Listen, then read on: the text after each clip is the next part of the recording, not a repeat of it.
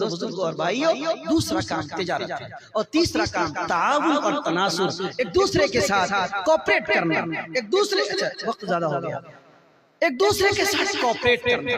مل کے رہیے، پیار کے ساتھ مت لڑیے، مت جھگڑیے،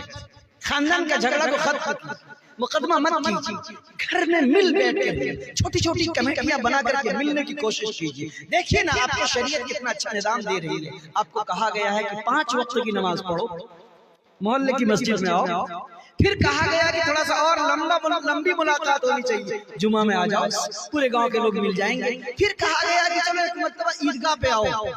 سارے گاؤں کے لوگوں کی ملاقات ہو جا رہی ہے، پھر کہا گیا کہ چلو ایک مرتبہ میدان عرفات میں ہو، دنیا کے لوگ کی آپس میں مسلمانوں کی ملاقات ہو جائے، یہ اجتماعیت ہے۔ اور کہا گیا کہ مصلی پہ کھڑے ہو جاؤ، اور کہا گیا کہ مل کے کھڑے رہو۔ اجتماعیت کا سبق ہے،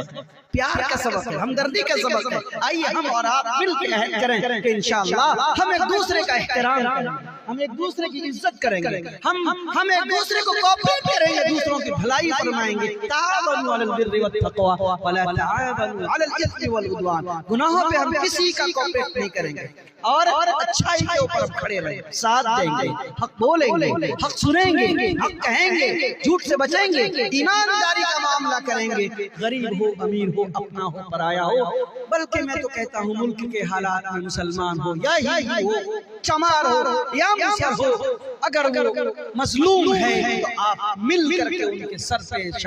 کاندھے پہ شفقت کا ہاتھ رکھیے اور ایک دوسرے کے ساتھ ہمدردی اور جذبہ اور پیار کا فروغ دیجیے۔ دنیا آپ کی انسانیت کی، آدمیت کی، آپ کے اسلام کی، آپ کے نبی کے پیارے اخلاق کی، میٹھے بول کی، شیریں زبانی کی، ملک گیری کی متلاشی ہے۔ چلنیا والوں اٹھو اور ایک مرتبہ پیار کا ہاتھ ایک دوسرے سے ملاؤ۔ عیدگاہ پہ ہاتھ تو ہر دن ملاتے ہو،